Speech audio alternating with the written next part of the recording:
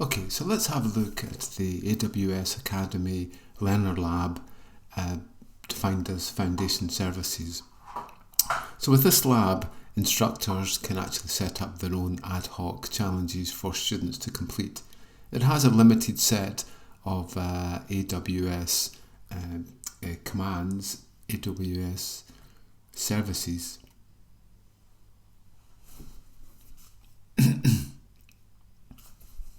Okay, so let's have a look at the AWS Learner Lab with Foundation Services. This allows instructors to be able to set students challenges using a limited set of AWS services such as EC2 and Route 53. It is a useful environment and allows up to $100 of credit on cloud instances. So let's go ahead and we'll give it a try. What I'll do is I'll set up a Linux instance and a Windows instance to show how we connect to our virtual machines. Okay, we'll go straight to the lab. And you can start the lab anytime and stop it and restart it again. Okay, I've already started it here. And once you start it, you should see that this little AWS traffic light here should go green, which means that the instance has been created for you. And there's multiple ways that we can actually configure and create and manage. One is from AWS commands. In this case, AWS EC2 describe images will show all the images, all the instances that I have running just now.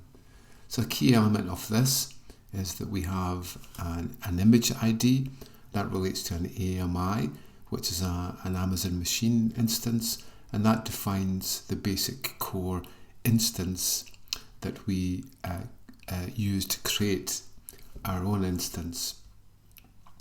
Then we have an instance ID, and that should be unique across the whole of the AWS cloud and will relate to the instance that we're targeting. The instant type relates to the machine that it runs on, and for example T2 micro is a one virtual CPU and 1 GB of memory. If we keep going up and up, we get more CPUs and more memory, but it's obviously costing more. We'll see a key pair in a little minute, but that defines the private key which can be used to be able to get access to the virtual instance. And then we have a private IP address, that's the local IP address, and then that links to a public IP address through NAT. And there's a few other things that we have here that I'll explain in a little minute. Along with this, we can have our Python. So Python can be used, and we can easily enter our commands, and we can script our access to the cloud. So for example, we have some code here, and this describes the regions that are associated with our instances. Okay, but what we'll do is that we'll start to run from the AWS console environment. Okay, so this is the limited space here, EC2, Route 53, and the Cost Explorer here. And what we'll do is we'll just start up for EC2. Okay, so the main thing you should see about the console environment is that we have our instances here running. We have a place that we can look at the AMIs or the Amazon machine instances if we want to pick a certain operating system. And we also have our volumes, and these are the storage places that are linked with each of our virtual machines. Snapshots allows us to be able to snapshot our disks at any time, and each snapshot only stores the difference between the previous snapshot and the new one. And we've got a whole lot of networking things that I'll explain in a little minute. Okay, but the main thing we want to look at just now is our running instances. Okay, so the first thing we'll do is we'll actually create an instance. We can see here there's one with an instance name, but we'll go ahead and we'll create our Linux. So my Linux server. And we'll just go for the Amazon Linux, but we can obviously go for lots of different types of operating system, but we'll take that one. And then we can select the machine that we have and the software that it has involved. We have the deep learning one there, an SQL one, and so on. But we'll just go for a standard one there with an 8 gigabyte disk associated with it. We can select our architecture, obviously ARM or x86. And there, here is our instant type. So this is free to use, one virtual CPU and 1 gig. We can even get a smaller one than that with half a gig, or we could go up to 2 CPUs and 4 gig of memory for medium, but it's going to cost us more, $0.04 per hour, and we could go right up to extra large and above, but that's going to be very costly, costing about 18 cents per hour for that one. Okay, but we'll just go for the micro. Now what we need to do is to create the private key, which will be associated with the virtual machine. Okay, so I'll just call it my new key pair. And I'm going to use SSH to be able to connect to it. But if you use PuTTY, it is possible for you to open up that private key and create the session with the PuTTY file here. But I'll create a PEM and then I'll use SSH to be able to connect to it. This is RSA if you're interested. RSA is a public key encryption method, and we store our private key as an RSA private key.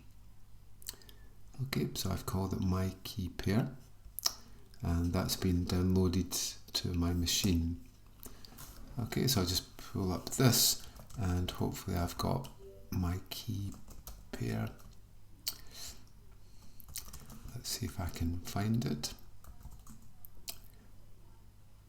Okay, my new key pair, and I'm just going to move it into another folder.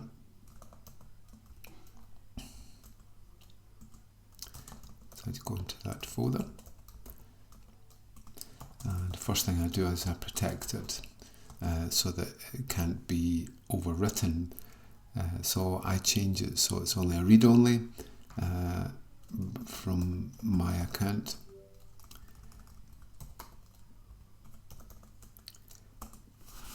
Oops, should be change mod.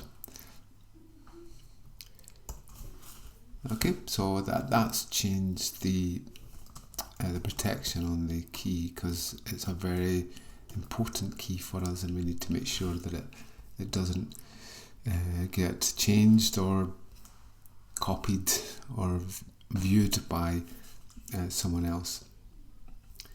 Okay, so that's created our private key for us. Initially we'll connect to it with SSH, and we'll allow that traffic, from anywhere on SSH. Obviously once we've created it we would lock that down, but initially we can create from any IP address that we want. We might allow for HTTP traffic if we have a web server on it, but we'll just leave that off just now. And then when we have the storage, we're going for 8 gig. We can obviously increase the size of the disk here, but I'll just go for an 8 gigabyte hard disk from there, and we can also add another volume. Okay, so we'll just check the details, everything looks fine there, and we'll go ahead and we'll create our instance. It just takes less than a minute or so. Okay, and we can go back to all our instances here. And we can see here it's pending, so it's really getting ready to be set up. It shouldn't take too long.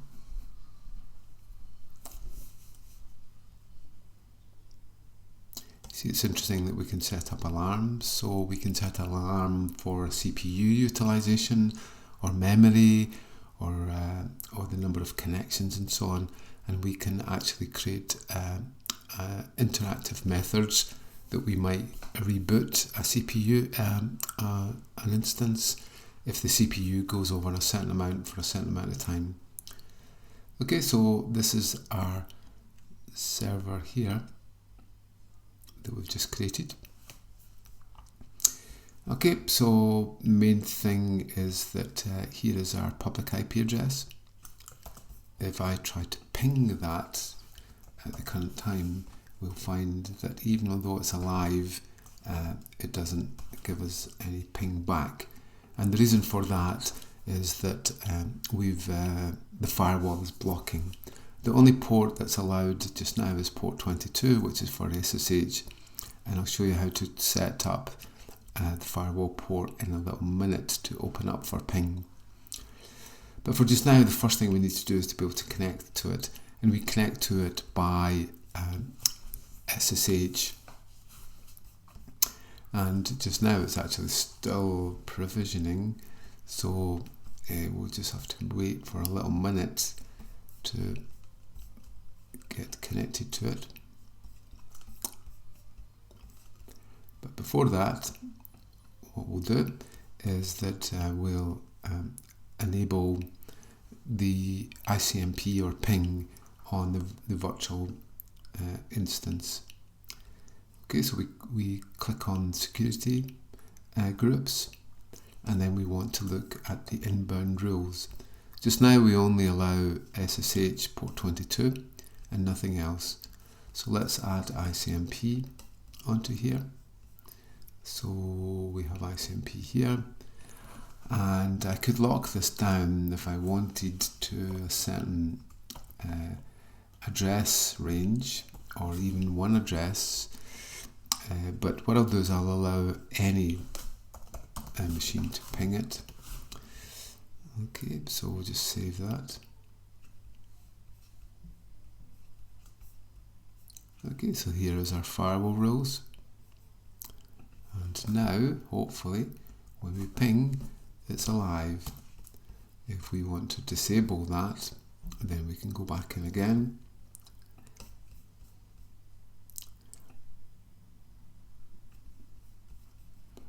And we could get rid of this, or we could change the port range. So if I now make it that it's only 8.8.8.8 with a 24-bit subnet mask, can access it, could save that rules, and now it's not going to be possible for me to ping because my address isn't on the 8.8.8 subnet. Okay, so this is a very important area, and it's good because we can actually very easily get into a console and set up the firewall. So the firewall isn't actually on the running operating system. Okay, so everything should be good there. Okay, so let's see where we are with our running instance. One thing to notice that we have an availability zone here, and that defines where our running instance is running. Okay, so we'll go to our instance, and now we can see the connectors here now. So just let me check we've got the right IP address, 3.90.189.201. The private IP address is this one here, and that's going to be the address that our instance will have, and then that will then map it to this address here. Okay, so we can now connect to it, and what we'll get is we click here, and the user on the instance is EC2 user. But what I can do is that I can very quickly copy this. This is the DNS for the instance, and it's already created the SSH for me. So I just need to paste that. Okay, so I'll say yes to that. And that's me in. Okay, so we can see here there won't be anything on here that much. Well, there's actually a .ssh file which actually should define our access to the virtual machine. That should contain the public key of the trusted key. So that's I have the private key associated with that. That will define the public key. Okay, so just the usual Linux image.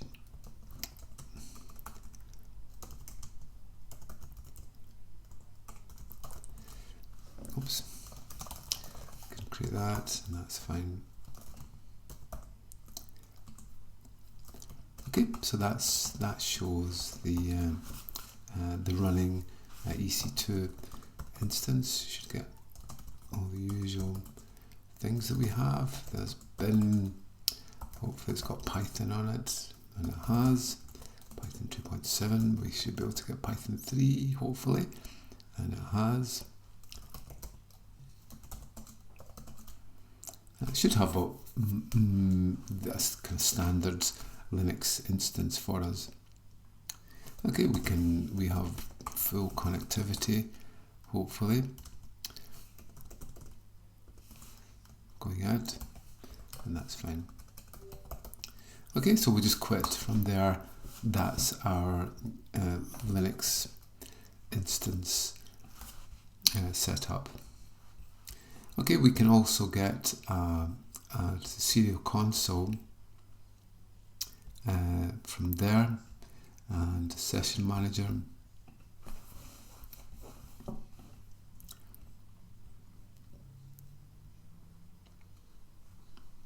That's a quick way to be able to connect to the instance. So there we go.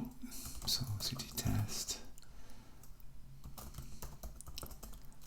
and that's just the instance that we set up. So this allows us a quick access to it without going through our SSH there. Okay, so we should now be able to contact the instance from the prompt here.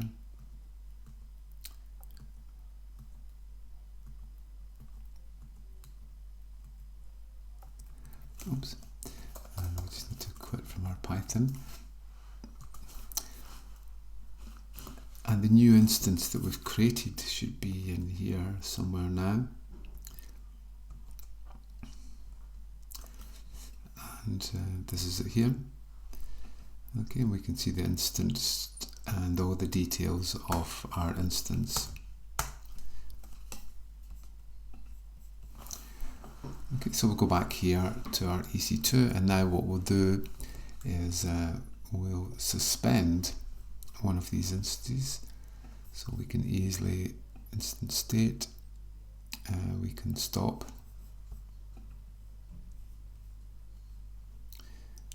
and it just takes a little minute to stop the other one. So it's important that you should stop your virtual machines if you're not actually using them, because obviously it's a pay-as-you-go, and if you're not needing them, then it's better just to turn them off.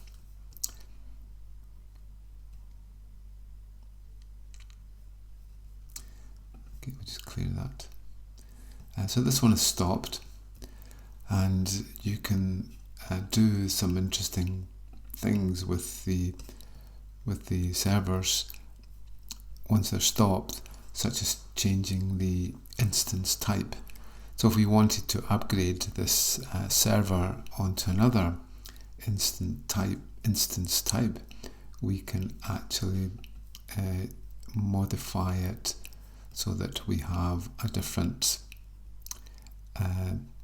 instance setting for it.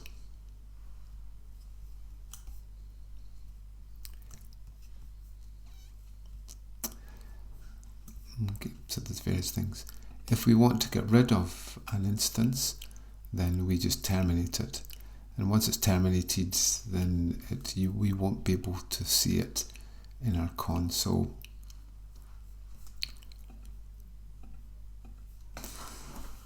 Okay, so now what we'll do is we'll create a Windows server using Windows 2022, just right up to the minute. So we'll do that, and we'll go for Windows, and we'll select 2002 base here. Obviously you can take 2019, which is still well supported, or 2016, which is the minimum, not really recommended these days. You would probably start with 2019, but we'll use 2022, a free tier one, and then we'll go for a very simple instance of just 1 gig and 1 CPU, very underpowered for Windows, but that's fine. And rather than create a new key pair, I'm just going to use the same key pair as I used for the Linux machine. Obviously it depends on your application, you might want to have a different key pair for every virtual machine, but we'll just use the same one there. Okay, so this time we're using RDP, or Remote Desktop Protocol, and we're allowing anything.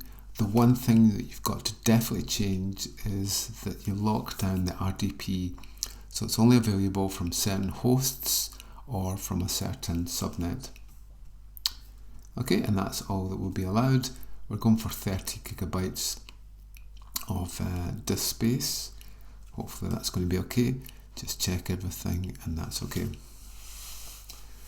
Okay, so it's just getting set up. It takes a little bit longer for a Windows machine to be created, but it should be ready in a little minute.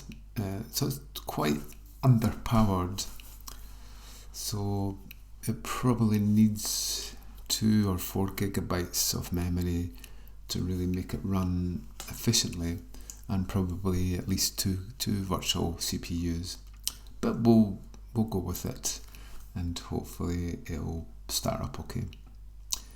Okay, so the one thing that we need to do here is to generate a password on the virtual machine. So it can take a little minute for that to be created, so we'll just wait for it to be set up. It's not ready yet. So here's the public IP address, very typical Amazon address there, and there's the private one that we should see in our virtual machine. That's the DNS. The DNS for the public network is here.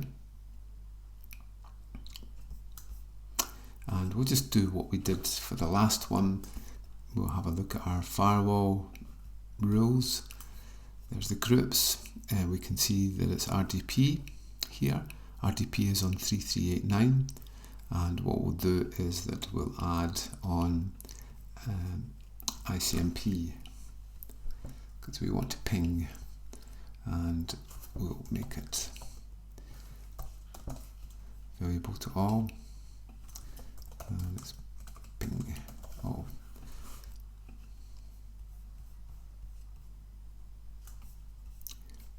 Okay, so that's our groups, and we'll just try to remember what our IP address was.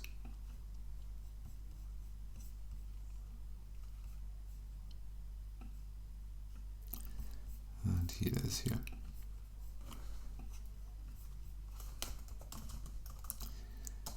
Okay, so hopefully when we paste that in, we should be able to ping. It may be a problem because the Windows machine may not be set up for ping, so that's the reason that's not working there. But normally that has opened up the firewall. Unfortunately, the Windows machine needs to be set up to allow ping or Icmp to happen. but at least we've got our firewall opened, and we could later go on to the actual virtual machine in a little bit. Okay, so now let's contact the virtual machine. Okay, so for that we can use our RDP client. So this is an RDP desktop client here. Okay, and then we can either download the RDP file here and load that up into our remote desktop, or we can manually add in the address and the username. But the first thing we need to do is to be able to generate the password. So for this we open up our private key and then we decrypt the password. And the password on the virtual instance is this. Okay, so let's open up RDP.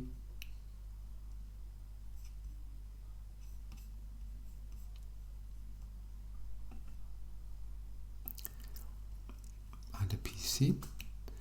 Sorry, that's the password. So I need to get the DNS.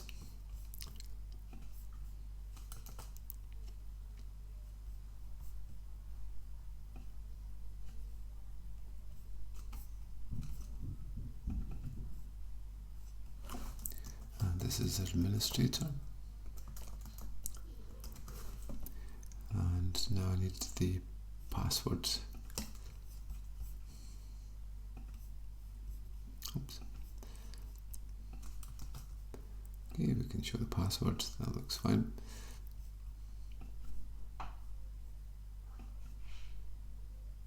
Okay, so that should be a trusted connection, hopefully.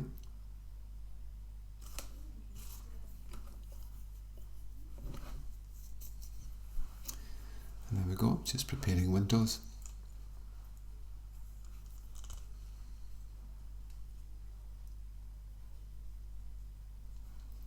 And it's obviously a little bit slow because it's so underpowered and it's just getting set up for the first time.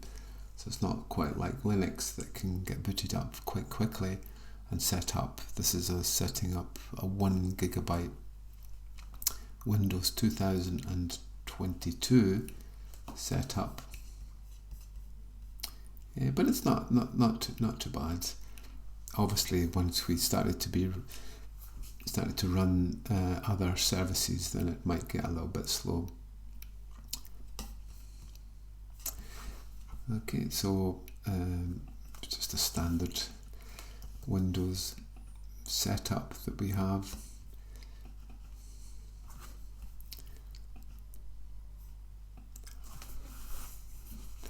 There we go. So there's all our details of our instance. Amazon provides this as a backdrop so you remember where you actually are.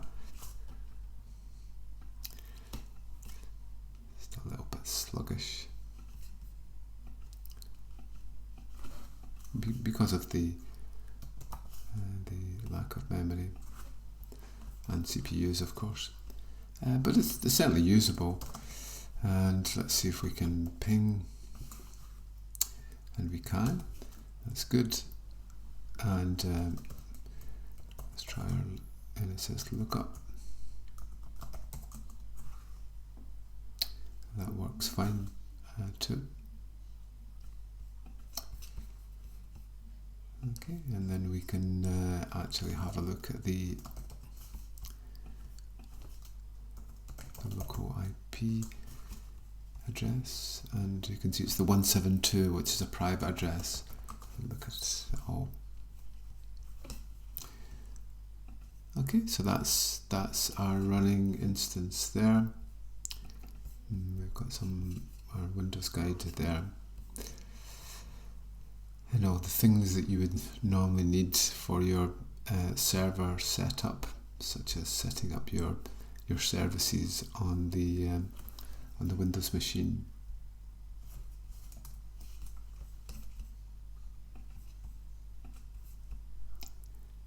Okay, so that's, you can see how easy it is to be able to set up our virtual machine from here.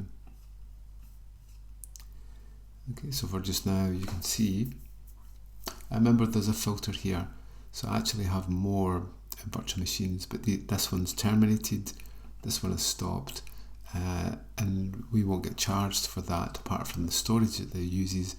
This one is running, so we will get charged for this machine that's running. And we can also look at monitoring.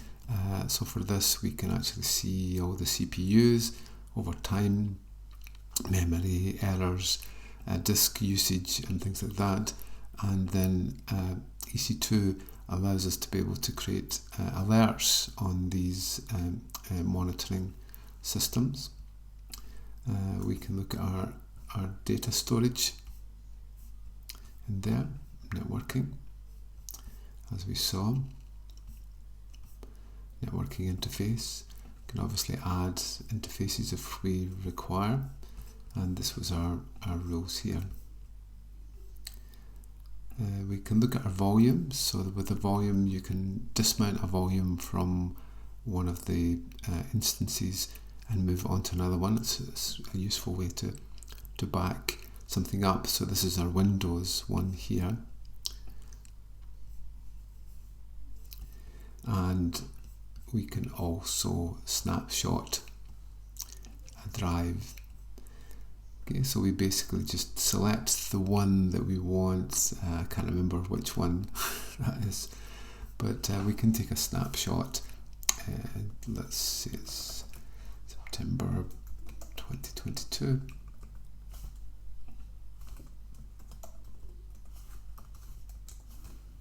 And we can encrypt it if we need to.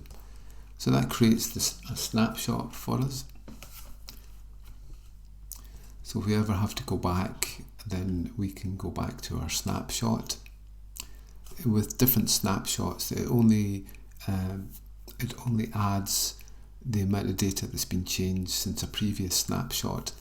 And if you have many snapshots, you can actually delete the intermediate ones, and it will move the data onto another snapshot. But this allows you to be able to snapshot if you were to have an error on your system and you need to roll it back to yesterday. If you've taken a snapshot the day before, then it's possible to move back to there. Okay, it just takes a little minute to create that, so you've just got to make sure that it gets finished.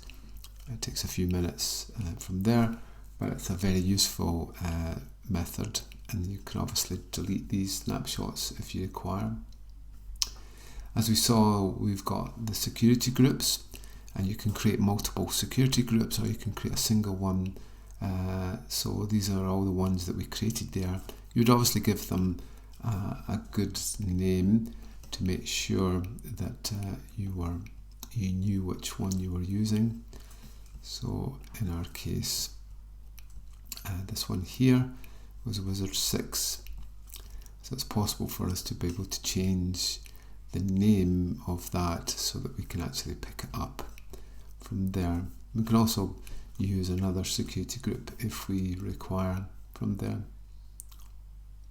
For elastic IP addresses, it's possible for us to be able to get a standard or a fixed IP address from Amazon's pool, and then allocate that onto a virtual machine, because when we reboot our machine, we will end up with a different IP address.